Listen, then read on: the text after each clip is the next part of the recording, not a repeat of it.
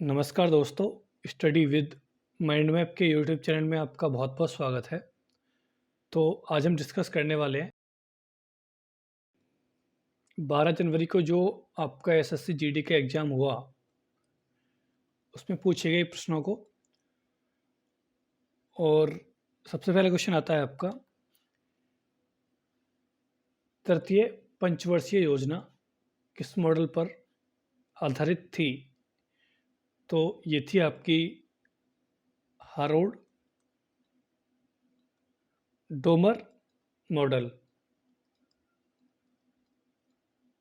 और वहीं जब मैं बात करता हूँ जो आपकी तृतीय पंचवर्षीय योजना थी, वो कब से कब तक चली? तो ये चली आपकी 1961 से लेकर के 1966। और वहीं जब मैं पहली पंचवर्षीय योजना की बात करता हूँ, तो ये चली आपकी 1951 से लेकर के 1956। और यहाँ पे हमारा जो लक्ष्य था, वो था कृषि,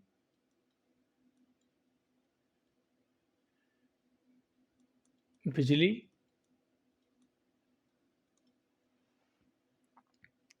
और आपकी सिंचाई। और जो आपका हीराकुंड डैम था, वो इसी योजना के अंतर्गत बना। और वहीं जब दूसरी पंचवर्षीय योजना की बात करता हूँ, तो ये चली आपकी 1956 से लेकर के 1961। और यहाँ पे हमारा जो फोकस था, वो था आपका उद्योग को लगाना।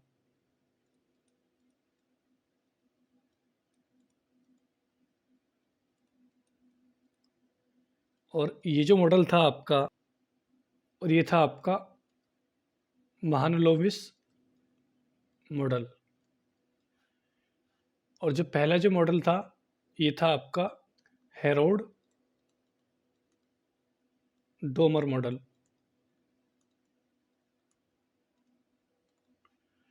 और वहीं तीसरी हमने देख लिया, यहाँ पे तीसरा था आपका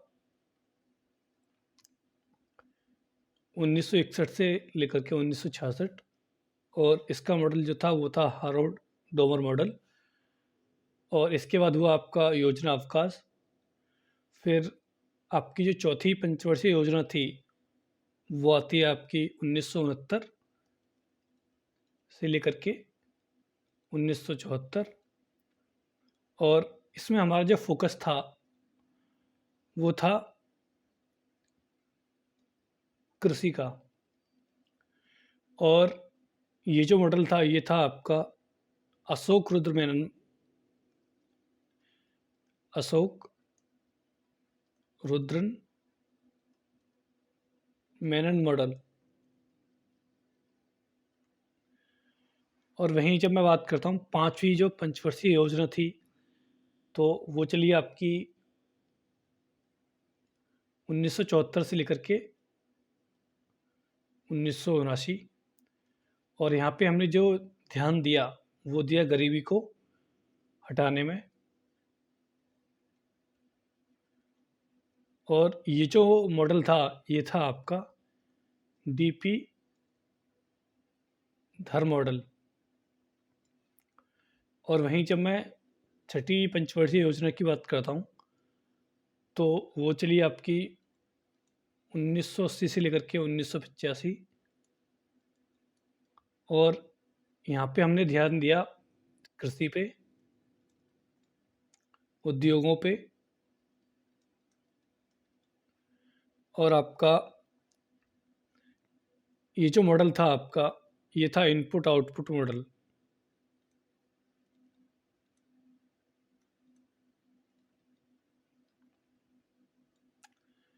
और जो आपकी सातवीं पंचवर्षीय योजना थी, वो चली आपकी 1985 से लेकर के 1990। और यहाँ पे हमने ध्यान दिया ऊर्जा, फिर आपका खाद्य, इन सभी पे। और जब मैं बात करता हूँ आठवीं आपकी पंचवर्षीय योजना, तो ये चली आपकी 1992 से लेकर के 1997। और इसमें हमने ध्यान दिया शिक्षा पे।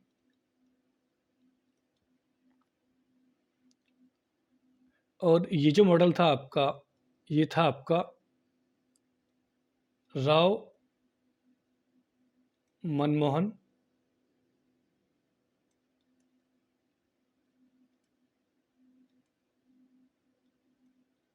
मॉडल।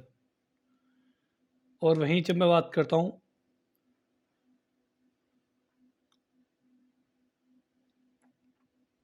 9वीं जो पंचवर्षीय योजना थी, वो चली आपकी 1997 से लेकर के 2002।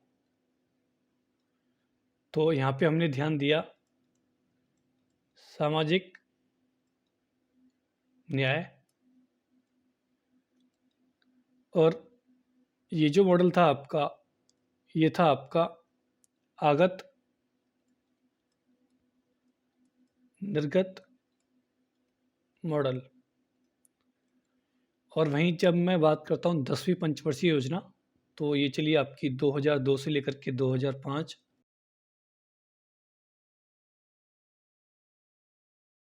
यहाँ पे हमारा जो फोकस था वो था रोजगार।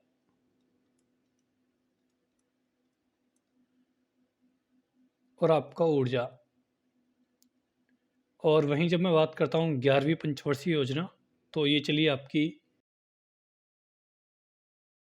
और ये चला आपका 11वां 2007 से लेकर के 2012। इसमें हमने ध्यान दिया समावेशी विकास।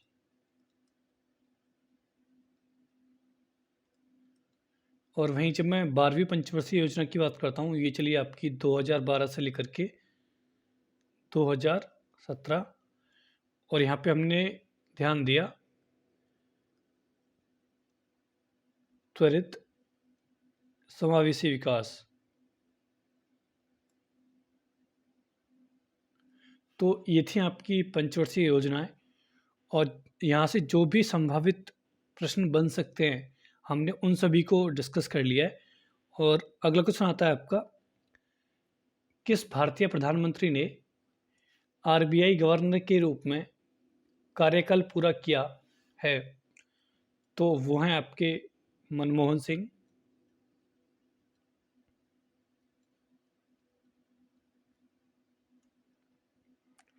और वहीं जब मैं बात करता हूँ अभी जो आरबीआई के जो गवर्नर हैं वो कौन है, तो ये हैं आपके शक्तिकांत दास।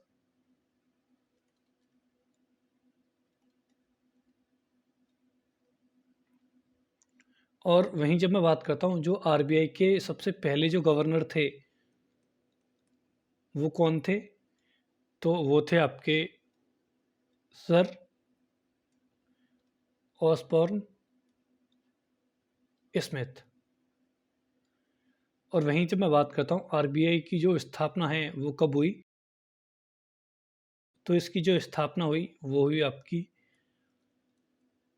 अप्रैल 1935।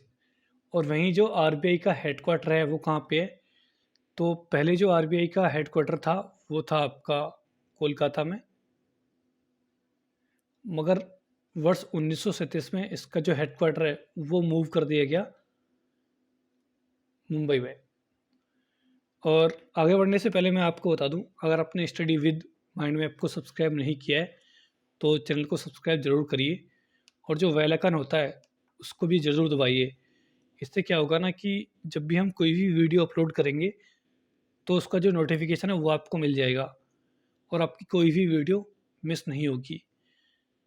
और अगला क्वेश्चन था आपका, नीति आयोग का फुल फॉर्म क्या है? तो नीति आयोग का जो फुल फॉर्म है वो है आपका national institution for transforming India. वहीं जब मैं बात करता हूँ इसके जो चेयरमैन है वो कौन है, तो इसके जो चेयरमैन हैं वो हैं आपके नरेंद्र मोदी। और वहीं जब मैं बात करता हूँ वाइस चेयरमैन, तो वो कौन है? तो वो हैं आपके श्री सुमन बेरी। और वहीं जब मैं बात करता हूँ इसकी जो सीईओ है वो कौन है?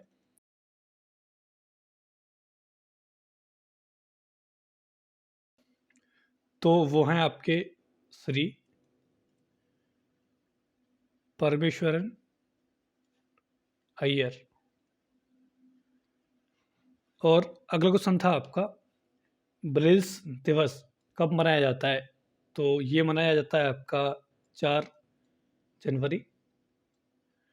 और वहीं जब मैं बात करता हूँ जनवरी में मनाए जाने वाले जो दिवस हैं वो कौन कौन से हैं, तो जब मैं बात करता हूँ 1 जनवरी, तो इसको मनाते हैं हम DRDO डे। और वहीं जब मैं बात करता हूँ 6 जनवरी, तो इसको हम मनाते हैं वर्ल्ड डे ऑफ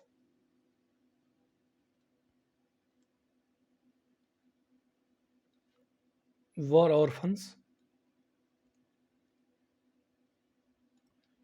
और वहीं जब मैं 9 जनवरी की बात करता हूँ, तो इसको हम मनाते हैं प्रवासी भारतीय दिवस।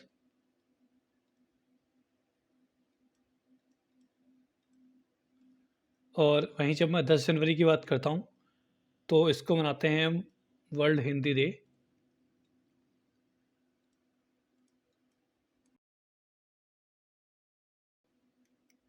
और जब मैं बात करता हूँ 12 जनवरी, तो इसको हम मनाते हैं नेशनल यूथ डे। और जब बात करते हैं 15 जनवरी, तो इसको मनाते हैं हम इंडियन आर्मी डे।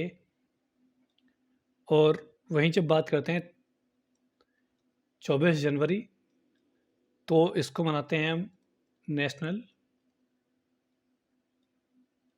गर्ल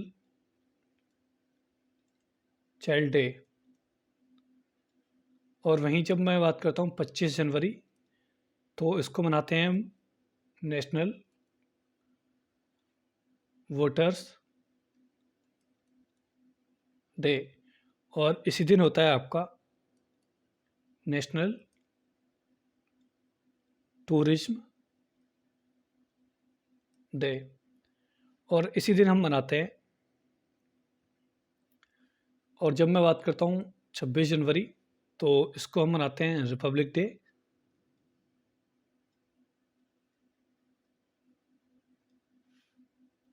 और आपका इंटरनेशनल कस्टम डे। और वहीं जब मैं बात करता हूँ 29 जनवरी, तो इसको हम मनाते हैं वर्ल्ड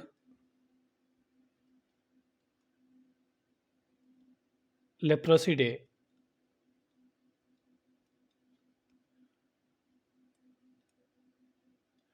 और वहीं जब मैं बात करता हूँ 30 जनवरी, तो इसको हम मनाते हैं शहीद दिवस।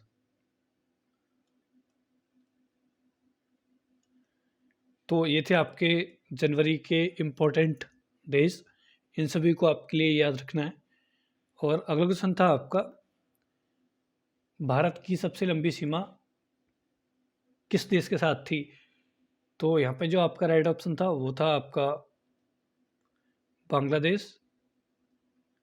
और इसके साथ जो हमारी बॉर्डर है वो है आपकी 4096 किलोमीटर की। और वहीं जब मैं सबसे छोटी जो बॉर्डर है वो किस राज्य के साथ है, तो वो है आपकी अफ़गानिस्तान।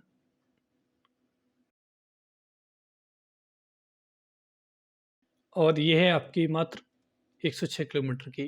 जब मैं बात करता हूँ भारत की सबसे लंबी समुद्र सीमा वाला राज्य वो कौन है?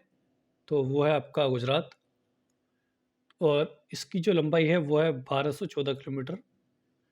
और इसके बाद है आपका आंध्र प्रदेश, जिसके पास है आपकी 973 किलोमीटर। और वहीं जब मैं बात करता हूँ जो भारत की सबसे कम जलीय सीमा किस राज्य के पास है, तो वो है आपका गोवा। इसके पास है मात्र 101 किलोमीटर की। और इस पश्चिम बंगाल के पास, जो कि है आपकी 157 किलोमीटर की। और अगला क्वेश्चन आता है आपका, काजीरंगा राष्ट्रीय उद्यान कहाँ पर है? तो यह है आपका असम में। और वहीं जब मैं असम के और जो नेशनल पार्क हैं उनकी बात करता हूँ, तो इसमें आते हैं आपके काजीरंगा, फिर आपका मानस नेशनल पार्क,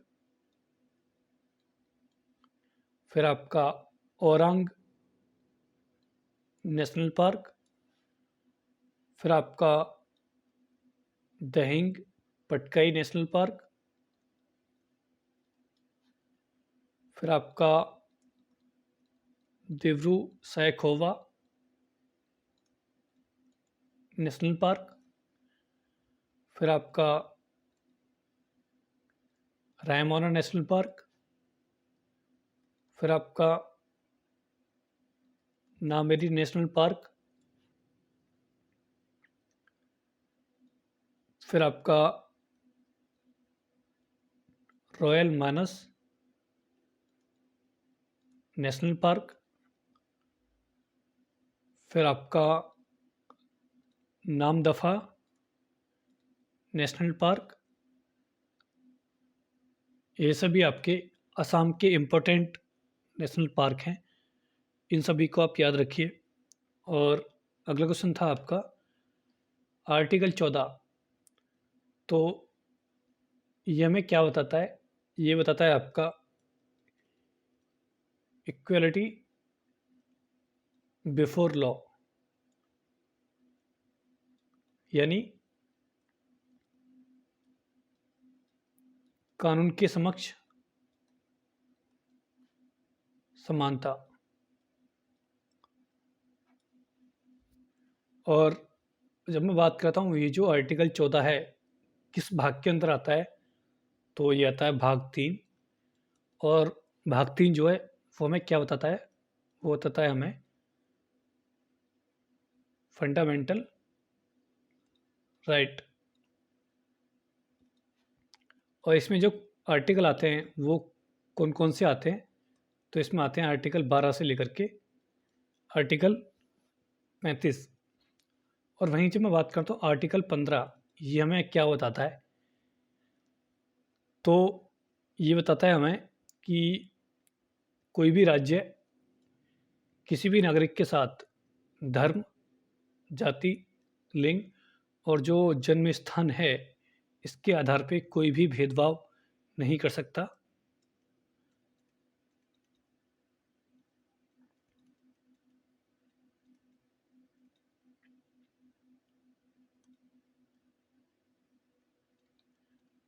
और वहीं जो आपका आर्टिकल 16 है वो हमें क्या बताता है? तो ये बताता है कि हमको सभी के लिए जो रोजगार के अवसर हैं वो समान देने हैं, किसी के साथ कोई भी भेदभाव नहीं करना है।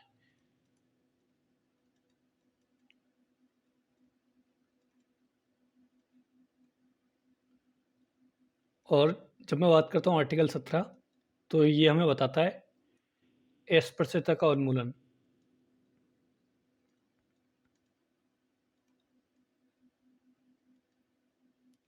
और वहीं जब मैं बात करता हूँ आर्टिकल 18, तो ये हमें बताता है कि जितनी भी उपाधियाँ थीं उस समय पे उन सभी को ख़त्म कर दिया गया। और इसमें आपकी जो सैन्य और आपकी शैक्षणिक जो उपाधि हैं उनको ही हम धारण कर सकते हैं। और अगला क्वेश्चन है आपका ऑरेंज कैप 2022 किसके पास रहा? तो ये हैं आपके जॉस बटलर, और ये हैं आपके इंग्लैंड के। और वहीं जब मैं बात करता हूँ पर्पल कैप, तो ये रहा आपका चहल के पास, युजवेंद्र चहल।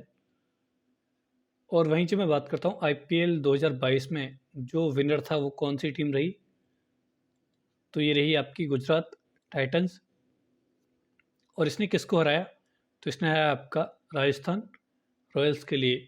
गुजरात टाइटन का जो कप्तान था वो कौन था, वो थे आपका हार्दिक पांड्या।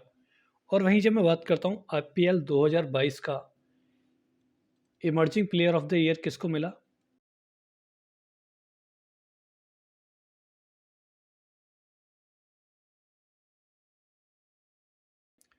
तो ये मिला आपका उरमान मलिक के लिए। और अगला क्वेश्चन आता है आपका फाउंडर ऑफ ओयो, तो ओयो के जो फाउंडर हैं वो कौन है, तो वो हैं आपके रितेश अग्रवाल। और वहीं जब मैं बात करता हूँ कुछ और जो स्टार्टअप हैं उनके भी हम फाउंडर जान लेते हैं। जैसे एक है आपका क्रेड, तो इसके जो फाउंडर हैं वो हैं आपके कुणाल साहा। और अगर मैं बात करता हूँ मीशो, जो कि आपका ऑनलाइन शॉपिंग प्लेटफॉर्म है, तो इसके जो फाउंडर है वो कौन है, तो इसके फाउंडर हैं आपके विदित अत्रे और आपके संजीव बर्नवाल। और मैं बात करता हूँ जेरोदा, तो इसके जो फाउंडर है वो कौन है, तो वो हैं आपके नितिन कामत। और वहीं जब मैं बात करता हूँ ओला, ओला के जो फाउंडर हैं वो कौन है, तो वो हैं आपके अंकित भाटी और आपके भावेश अग्रवाल। और वहीं जब मैं बात करता हूँ रेजर पे,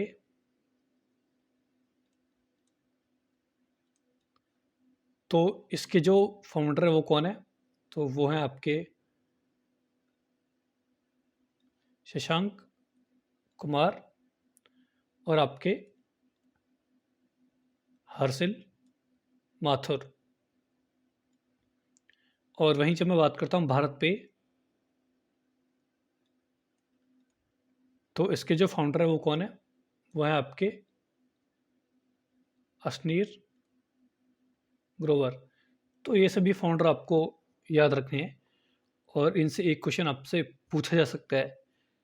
तो अगला क्वेश्चन था आपका, सातवीं जो अनुसूची है वो हमें क्या बताती है, तो जब मैं सातवीं अनुसूची की बात करता हूँ तो ये हमको बताती है संघ सूची, राज्य सूची और आपकी समवर्ती सूची, इनके बारे में। मैं आपसे पूछता हूँ कि भारत के संविधान में जो कुल अनुसूचियाँ हैं वो कितनी है, तो पहले थी आपकी अनुसूची 8 और अभी है आपकी 12। और वहीं जब मैं सबसे पहली जो अनुसूची है उसकी बात करता हूँ, तो इसके अंदर आते हैं भारतीय राज्य एवं संघ क्षेत्र। वहीं जब मैं दूसरी अनुसूची की बात करता हूँ तो इसके अंदर आते हैं राष्ट्रपति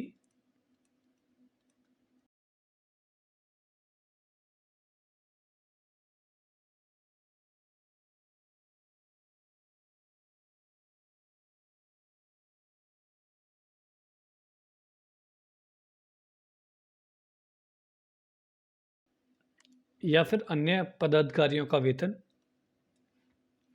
और वहीं जब मैं तीसरी अनुसूची की बात करता हूँ तो इसमें आते हैं आपके विभिन्न जो पदाधिकारी हैं आपके, उनके शपथ का प्रारूप।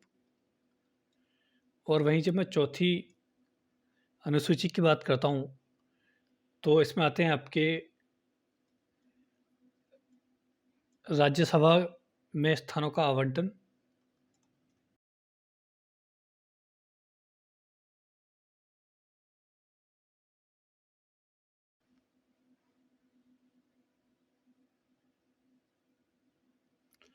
और जब मैं बात करता हूँ 5वीं अनुसूची, तो इसमें हम बात करते हैं जो आपके अनुसूचित क्षेत्र होते हैं, शेड्यूल्ड एरिया,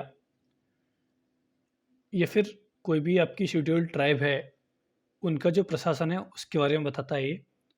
और जब मैं छठी अनुसूची की बात करता हूँ, तो इसमें हम देखते हैं जनजातीय जो आबादी होती है उसके अधिकारियों की रक्षा।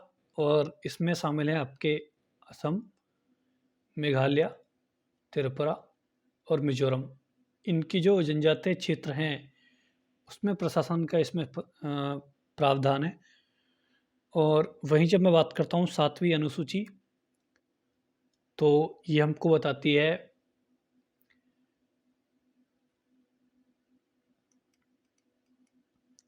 और वहीं जब मैं बात करता हूँ 7वीं अनुसूची, तो इसको हमने ऊपर देख ही लिया।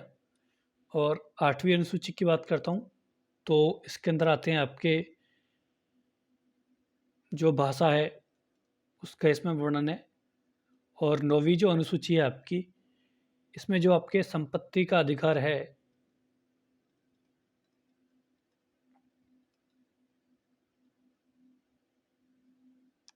इसका वर्णन है आपका। और वहीं जब मैं 10वीं अनुसूची की बात करता हूँ, तो ये बताती है आपके दल बदल कानून के बारे में। और 11वीं जो आपकी अनुसूची है वो बताती है पंचायत। और जो आपकी 12वीं अनुसूची है वो बताती है आपकी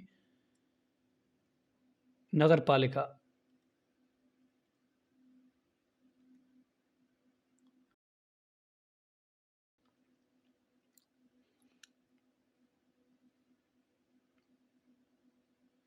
और अगला क्वेश्चन आता है आपका, मीराबाई चानू किस स्टेट से बिलोंग करती हैं?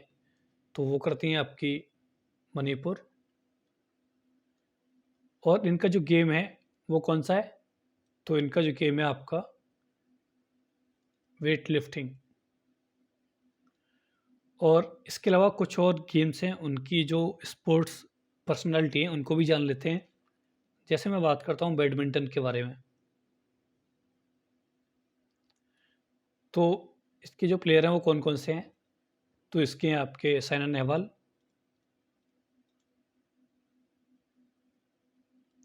फिर आपका पीवी सिंधु, फिर आपका लक्ष्य सेन, फिर आपका किदाम्बी श्रीकांत।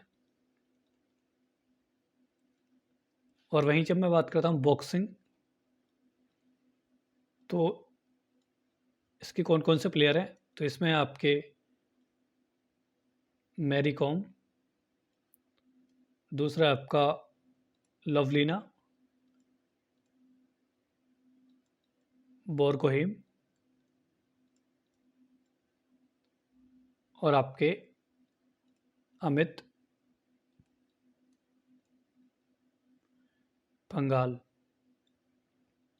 और वहीं जब मैं फुटबॉल की बात करता हूँ, तो इसके अंदर आते हैं आपके सुनील छेत्री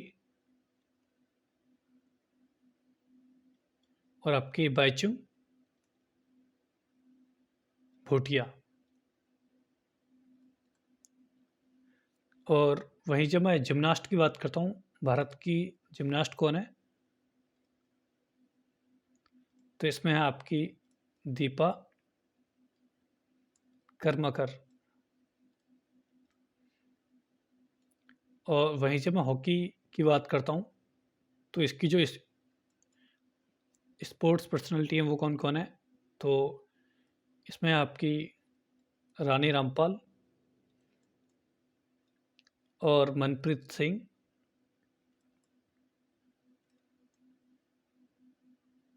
और आपके ध्यानचंद, ये सभी इनकी महत्वपूर्ण पर्सनालिटी हैं। इन सभी को आपको याद रखना है। इनसे भी शायद क्वेश्चन पूछा जा सकता है, इनसे भी शायद क्वेश्चन पूछा जा सकता है। और अगला क्वेश्चन था आपका, आर्टिकल 324 किसके बारे में बताता है? तो ये बताता है आपका इलेक्शन कमीशन ऑफ इंडिया।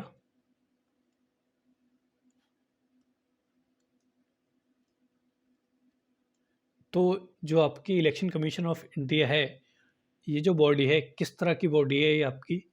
तो ये है आपकी कॉन्स्टिट्यूशनल बॉडी, यानी ये एक संवैधानिक निकाय है। वहीं जब मैं इसकी स्थापना की बात करता हूँ, तो इसकी स्थापना कब हुई? तो इसकी स्थापना हुई आपकी 25 जनवरी को, और वर्ष था आपका 1950। और वहीं जब ये एक संवैधानिक निकाय है, तो इसका जो वर्णन है वो हमको संविधान के किस भाग में मिलता है? तो इसका जो भाग है वो है आपका 15। और वहीं जब मैं बात करता हूँ इसके अंदर कितने सदस्य होते हैं, तो इसके अंदर होते हैं आपके मात्र 3 सदस्य। इसमें एक होता है आपका चीफ इलेक्शन कमिश्नर, और 2 होते हैं आपके इलेक्शन कमिश्नर। और अभी जो हमारे चीफ इलेक्शन कमिश्नर है वो कौन है? तो वो हैं आपके राजीव कुमार। और वहीं जब मैं इलेक्शन कमीशन की बात करता हूँ वो कौन कौन है? तो वो हैं आपके अनूप पांडे और आपके अरुण गोयल। और वहीं जब मैं आपसे पूछता हूँ कि इलेक्शन कमीशन ऑफ इंडिया के सबसे पहले कमिश्नर कौन थे, तो वो थे आपके सुकुमार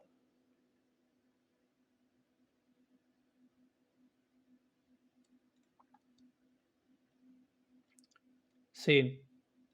और ये रहे आपके 1950 से लेकर के 1958 तक। और जब मैं बात करता हूँ इनकी जो नियुक्ति है वो कौन करता है, तो वो करता है आपका प्रेसिडेंट। और इनका जो टेन्योर है वो कितने समय के लिए होता है? तो इनका जो टेन्योर होता है वो होता है आपका 6 वर्ष, या फिर 65 वर्ष की आयु, जो भी पहले हो जाता है उसके अकॉर्डिंग ये आपके रिटायर हो जाते हैं। और वहीं जब मैं बात करता हूँ इलेक्शन कमीशन ऑफ इंडिया का जो हेडक्वार्टर है वो कहाँ पे है, तो वो है आपका न्यू दिल्ली के अंदर। तो ये सभी क्वेश्चन एग्जाम में पूछे जा सकते हैं, तो इनको आप याद रखिए। और अगला क्वेश्चन था आपका, सीएम ऑफ उत्तर प्रदेश इन 2022। तो यहाँ पे जो सीएम है वो है आपके योगी आदित्यनाथ। और यहाँ पे जब मैं गवर्नर की बात करता हूँ, तो यहाँ पे जो गवर्नर है आपके वो हैं आपकी आनंदीबेन पटेल।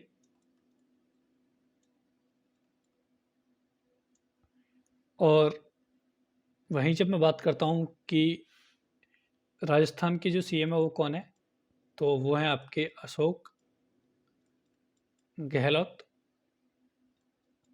और यहाँ पे जो गवर्नर हैं वो कौन है, तो वो हैं आपके कलराज मिश्रा।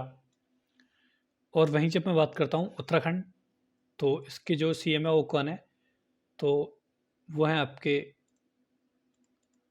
पुष्कर सिंह धामी। और यहाँ पे जो गवर्नर हैं वो कौन है, गुरमीत सिंह। और वहीं जब मैं बात करता हूँ पश्चिम बंगाल, तो इसमें जो सीएम है वो कौन है, तो वो है आपकी ममता बनर्जी। और यहाँ पे जो गवर्नर हैं वो कौन है, तो वो हैं आपके सीवी आनंदा बोस। और वहीं जब मैं नॉर्थ ईस्ट के स्टेट त्रिपुरा की बात करता हूँ, तो इसमें जो सीएम है वो कौन है, तो वो हैं आपके मानिक शाह। और आपके यहाँ पे जो गवर्नर हैं वो कौन है, सत्यदेव, नारायण, आर्या। और वहीं जब मैं बात करता हूँ तेलंगाना, तो इसके जो सीएम है वो कौन है? तो वो है आपके के चंद्रशेखर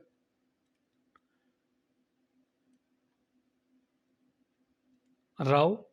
और यहाँ पे जो सीएम है और यहाँ पे जो गवर्नर हैं वो हैं आपके तमिलिसाई सौंदरराजन।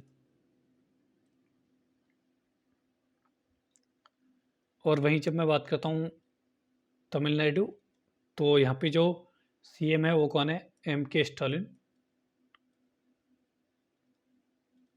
और गवर्नर है यहाँ पे आर एन रवि। और वहीं जब मैं केरला की बात करता हूँ, तो यहाँ पे जो सीएम है वो कौन है? तो यहाँ पे जो के सीएम है वो है आपके पी विजयन। और जो गवर्नर हैं वो हैं आपके आरिफ मोहम्मद। और वहीं जब मैं बात करता हूँ आंध्र प्रदेश, तो यहाँ पे जो सीएम है वो कौन है? Y S Jagan Mohan Reddy.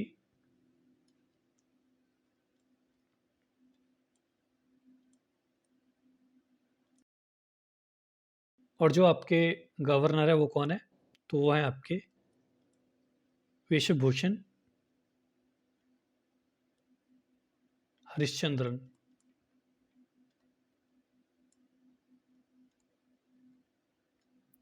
और वहीं जब मैं बात करता हूँ अरुणाचल प्रदेश, तो इसमें जो सीएम है वो है आपके पेमा खंडू।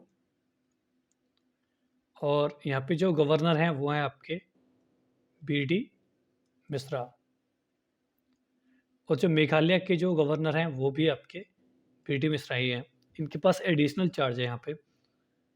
और वहीं जब मैं बात करता हूँ असम के बारे में, तो यहाँ पे जो सीएम है वो है आपके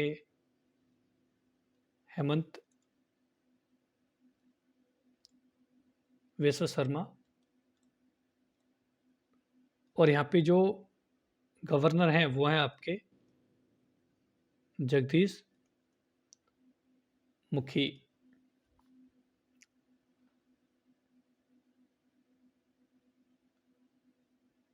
और वहीं जब मैं बिहार की बात करता हूँ, तो यहाँ पे जो सीएम है वो हैं आपके नीतीश कुमार। और जो गवर्नर हैं वो हैं आपके फागू चौहान। और छत्तीसगढ़ की बात करता हूँ, तो इसमें जो सीएम है वो है आपके भूपेश बघेल। और जो गवर्नर हैं वो हैं आपके अनुसुईया उइके। और गोवा की बात करता हूँ, तो यहाँ पे जो सीएम है वो है आपके प्रमोद सावंत। और जो गवर्नर हैं वो हैं आपके श्रीधरन पिल्लई।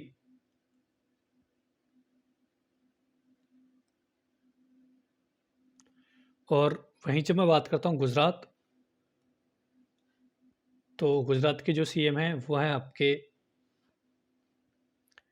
भूपेश पटेल। और यहाँ पे जो गवर्नर हैं वो हैं आपके आचार्य देवव्रत। हरियाणा की बात करता हूँ, तो हरियाणा में जो आपके सीएम हैं वो हैं आपके मनोहर लाल खट्टर। और यहाँ पे जो गवर्नर हैं वो हैं आपके बंडारू दत्तात्रेय। और वहीं जब मैं हिमाचल की बात करता हूँ, तो यहाँ पे जो सीएम हैं वो हैं आपके सुखविंदर सिंह सुक्खू। और जो गवर्नर हैं वो हैं आपके राजेंद्र विश्वनाथ आर्लेकर। और वहीं जब मैं झारखंड की बात करता हूँ, तो यहाँ पे हैं आपके सीएम हेमंत सोरेन। और गवर्नर हैं आपके रमेश व्यास। और कर्नाटक की बात करता हूँ, तो यहाँ पे हैं सीएम आपके बसवराज बोमई। और यहाँ पे जो आपके गवर्नर हैं वो हैं आपके थावरचंद गहलोत। तो ये सभी आपके इंडियन स्टेट और उनके सीएम और गवर्नर है, जो कि आपको याद रखने हैं। और ये था हमारा एनालिसिस 12 जनवरी के लिए। आपको वीडियो अच्छा लगा है तो वीडियो को लाइक करिए, चैनल को सब्सक्राइब करिए और ज़्यादा से ज़्यादा लोगों के साथ शेयर भी करिए। मिलते हैं आपको नेक्स्ट वीडियो में। धन्यवाद।